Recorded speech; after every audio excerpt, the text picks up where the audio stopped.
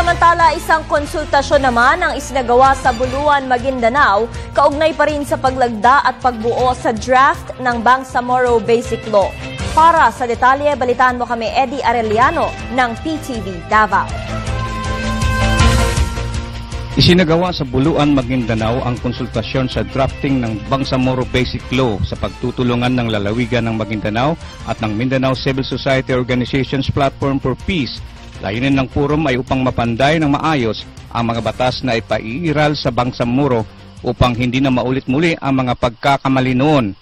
Mainit na sinalubong ni Gobernador Ismael Magudadato ang lahat ng mga sektor na sumali sa naturang konsultasyon at pinaabot sa organizers ang suporta ng kanyang lalawigan.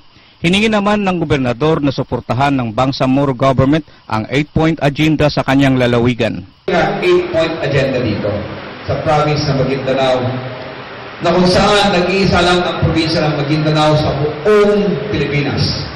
May 8-point agenda.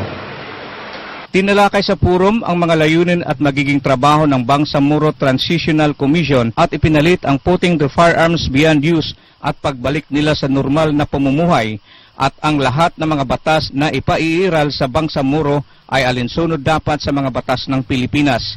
Ang series of consultations and forums ay magpapatuloy sa ibang mga lugar na sakop ng ARM at sa mga lugar na ninanais mag-expand ang Bangsamoro. Para sa Telebisyon ng Bayan, kasama si Julius Masayon, Eddie Arellano.